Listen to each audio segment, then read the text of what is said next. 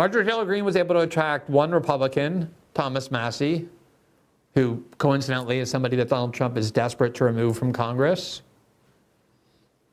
and four Democrats, Ilhan Omar, Rashida Tlaib, Al Green, and Summer Lee. So that's a total of 6 votes. 422 were against. 422 to 6. As I've often said, the only time you see bipartisan majorities so overwhelming is when there's something on the floor relating to Israel. It's always like 413 to 3, 419 to 7. The only kind of thing that produces votes like that is Israel.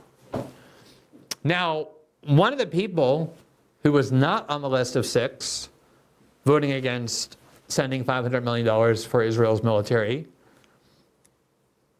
and she was in fact a no vote, one of the 422 no votes, was Alexandria Ocasio-Cortez, queen of the left, queen of the working class. And she voted to have American workers send $500 million to bolster Israel's military. And here's what she had to say when there was an obvious uproar over the fact that the queen of the left and the queen of the working class voted that way, while Marjorie Taylor Greene and Thomas Massie and those 4 Democrats didn't. Here's what she said. Marjorie Taylor Greene's amendment does nothing to cut off offensive aid to Israel, nor end the flow of U.S. munitions being used in Gaza. Of course, I voted against it. Okay. What she's saying there is that, look, Marjorie Taylor Greene's bill didn't cut off everything.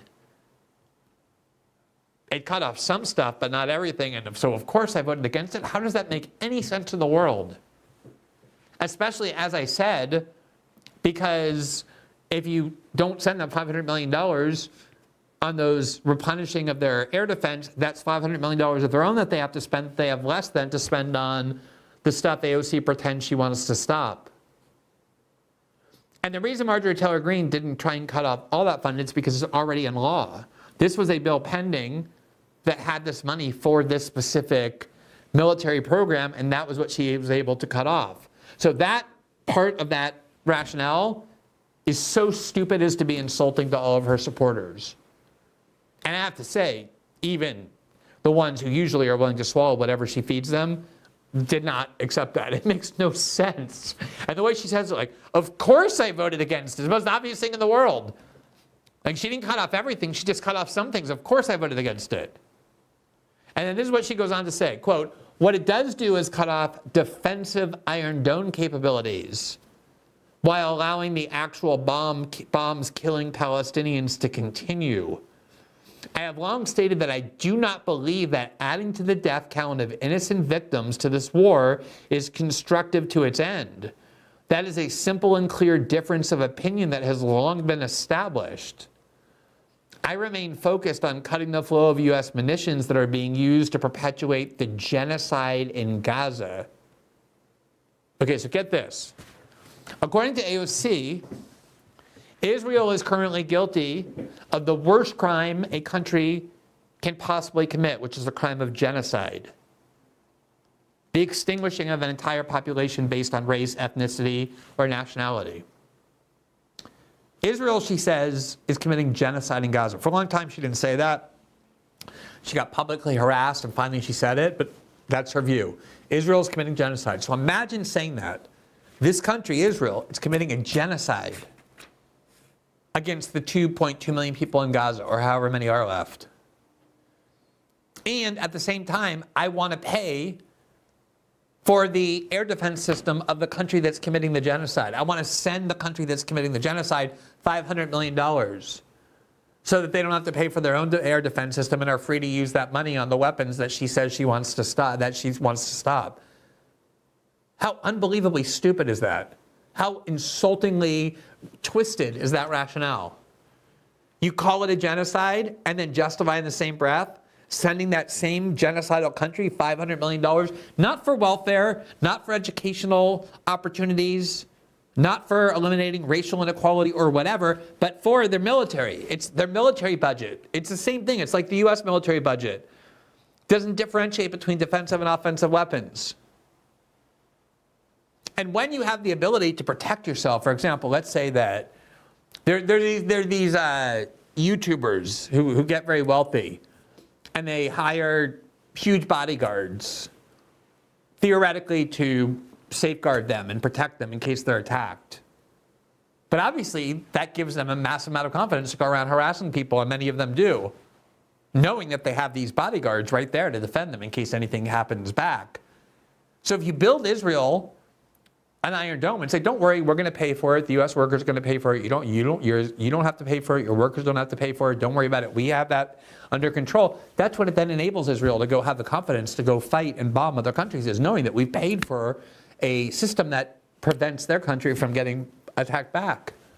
It's totally fungible. You cannot this differentiation between, oh, I want to pay for genocidal Israel's defensive system but not offensive. It makes no sense whatsoever. And then the other point she's basically saying is that, look, I am what I am above all else, AOC is saying, I am a humanitarian. I don't want to see any innocent people dying. And so, although I think Israel is committing genocide, it doesn't mean that I want innocent Israelis to be killed. I don't want to see any innocent people being killed. So of course I'm going to force American workers, including people in my district, to pay for Israel's defensive systems that prevent their civilians from being killed. But then that prompts the question, there are a lot of countries who are either in danger of getting bombed or who are getting bombed.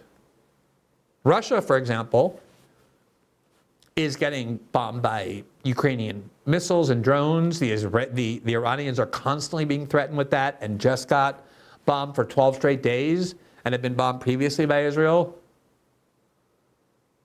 The Gazans are being bombed. People in the West Bank are being bombed. Syria is being bombed. Lebanon is being bombed. Why isn't AOC saying we should pay for air defenses for any country that's in danger of being bombed or is being bombed to protect their civilians? Because I, AOC, am such a humanitarian that I'm even willing to pay for the air defense systems of a country that I claim is committing genocide. But she doesn't want that. She doesn't advocate for that. She's never said, let's have the American worker build an air defense system for Iran to protect innocent Iranians, or Russia to protect innocent Russians, or innocent Syrians or innocent Lebanese, or even innocent Gazans. She doesn't want to arm Gaza to let it protect itself.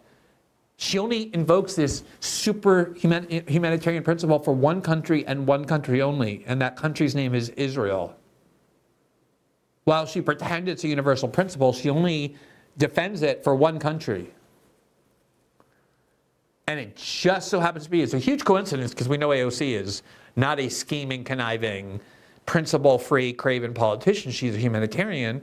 But it's just, I can't help but note the coincidence that if you want to get elected to statewide office in the state she's from, which is New York, like if you want to be senator of New York and replace Chuck Schumer, want to be governor of New York, it's really helpful to be able to say, oh, look, I stood up for Israel and paid for its Iron Dome and its defensive weapon system, but I didn't do that for Gaza or the West Bank or Iran or Syria or Lebanon, just for Israel.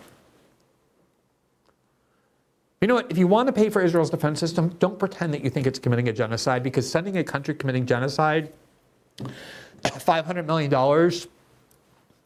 is one of the most insultingly deceitful things I've ever heard a politician say. Now,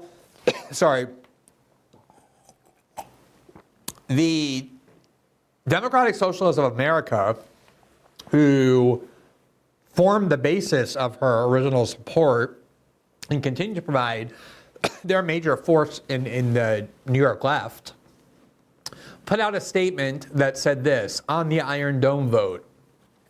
Quote, the Democratic Socialists of America stand in unwavering solidarity with the Palestinian people in their ongoing struggle for liberation and against the United States-backed Israeli genocide in Gaza. This is why we oppose Representative Alexandria Ocasio-Cortez's vote against an amendment that would have blocked $500 million in funding for the Israeli military's Iron Dome program. While the Congresswoman voted against the defense appropriations bill itself, voting against funding for the imperialist from the imperialist military-industrial complex and the Israeli genocide, we were further deeply disappointed by her clarifying statement on her position on the Iron Dome. That's the thing. This vote was bad enough. It made people angry. The statement she put out was so much worse. I don't know who advised her to put out that statement. I think she's so online that if she sees a lot of people criticizing her among her supporters, she feels compelled to use that really sanctimonious voice. Like, she didn't even acknowledge the validity of the concern. She's like, of course this is Marjorie Taylor Greene. Of course I voted against it. And the DSA is saying, we're not just mad about the vote. We're very disappointed by her clarifying statement. Quote, along with other U.S.-funded interceptor systems, the Iron Dome has emboldened Israel to invade or bomb no less than 5 different countries in the past 2 years. We are proud that DSA member and Congresswoman Rashida Tlaib, as well as allies Representatives Ilhan Omar Summerly and Al Green, voted to cut this military money to Israel in opposition to 422 members of Congress before voting no on the overall package. DSA reiterates our call for an arms embargo on Israel. Not one more cent should go to fund the genocide of the Palestinian people. We won't stop until Palestine is free. Those responsible for this war are held to account. And we have a government that works for the working class majority, not the rich and powerful. If you believe that what is happening in Gaza is a genocide, that is the only consistent, cogent view. And the fact that they are defending Marjorie Taylor Greene's bill and condemning AOC for voting against it, and for her just obnoxiously incoherent statement, manipulative statement to justify what she did, for DSA to defend Marjorie Taylor Greene's bill and condemn AOC's vote against it, shows you how extreme that has to be. Just as a sample of what AOC saw when she posted the statement, some prominent leftist who often support her, Caitlin Johnson wrote, I don't give the mass shooter guns and ammunition. I just bought him a bulletproof vest so nobody could stop the massacre. Summarizing what AOC is saying, I didn't give the mass shooter the guns and ammunition. I just bought him a bulletproof vest so nobody could stop him. Aaron Mate said, if you recognize that Israel is committing a genocide, why are you voting in favor of giving it $500 billion for anything? Cenk Uygur said, I don't know why you voted for it, because otherwise mainstream media would have obliterated. I know why you voted for it, because otherwise mainstream media would have obliterated you. But just saying Israel needs defensive missiles, a misnomer, doesn't address the question of why we have to pay for it. Why do we owe them anything when they're in the middle of a genocide? Z Squirrel, who is not typically an AOC supporter anyway, but for exactly these reasons, said, there's no such thing as defensive military aid. When you give Israel the military infrastructure that ensures it can do its genocide and launch its wars against Lebanon, Yemen, Iran, Syria with full impunity, you are directly, intentionally funding and arming the genocide. Kyle Kulinski, who most definitely is typically a supporter of AOC, said simply, this is pathetic. And there's hundreds and thousands of comments like that from people on the American left who, again, are usually willing to swallow what AOC is saying, many of them. But in this case, it was so brazenly idiotic, made no sense on its own terms, that unless you have supporters who want to be lied to and manipulated and be fed a reason to like you, then no one's going to buy this from her. And she recognized that, and she went back to make yet another statement justifying what she did. And of course, she did so by depicting herself as the victim. This is what she wrote today on both Blue Sky and X. Google is free. If you're saying I voted for military funding, you are lying.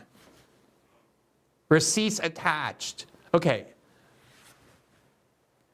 How is it not military funding if you're voting to send Israel $500 million for missiles and air defense systems? What do you think that is? Social spending? Of course that's military spending. And then she has receipts attached where she voted against sending billions of dollars to buy weapons, other weapons. Then she went on, drag me for my positions all you want, but lying about them doesn't make you part of the left. And then she added this, if you believe neo-Nazis are welcome and operating in good faith, you can have them. What does that even mean? like because she thinks Marjorie Taylor Greene is a neo-Nazi, then that's all the reason, that's why you should vote against her bill no matter what it says. And also, is she accusing Ilhan Omar and Rashida Tlaib and Al Green and Summer Lee, all of whom voted for Marjorie Taylor Greene's bill, because they've said what's happening in Israel is genocide, and that's the only cogent position? Is she accusing them of like acquiescing to neo-Nazis? And also, if Marjorie Taylor Greene's view is simply, hey, we shouldn't go around trying to dominate the world militarily, we should just use the military for our own interest at home, isn't that the opposite of the Nazi mentality, which is to say, let's go conquer the world? And for that matter, if you believe that the Israelis are committing a genocide because they don't value Palestinian life, isn't it more of a Nazi position to want to send them $500 billion while they're doing that than to offer a bill at political risk to yourself to cut off that funding? Classic AOC. I'm being victimized. I'm being lied about. How dare you say I want to fund their military spending when it's exactly what she did. And then at the end, she just like randomly implies that Marjorie Taylor Greene is a Nazi as though that's relevant and that nobody on the left should want anything to do with her. When 4 of her much more courageous colleagues just voted with Marjorie Taylor Greene because they agree with her, regardless of what they think of her. Just everything, every classic AOC tactic. Self-victimization, whining, making herself the victim, calling people Nazis. Anyone who criticizes her is lying and bad faith. Zero willingness to say, I understand why you're angry, I get the argument. No, none of that. She can't even give an inch, not even to her own most faithful supporters. She's grown out of the left. She's willing to let the left vote for her, but she doesn't care about the left at all. She has her eyes on much bigger prizes. It's why she loves going on Face the Nation or CNN or whatever, but never any of the left-wing podcasts that help put her into office. She, in her mind, is Senator Ocasio-Cortez or House Speaker Ocasio-Cortez. She's Nancy Pelosi, basically. Thanks for watching this clip from System Update, our live show that airs every Monday through Friday at 7 p.m. Eastern exclusively on Rumble. You can catch the full nightly shows live or view the backlog of episodes for free on our Rumble page. You can also find full episodes the morning after they air across all major podcasting platforms, including Spotify and Apple. All the information you need is linked below. We hope to see you there.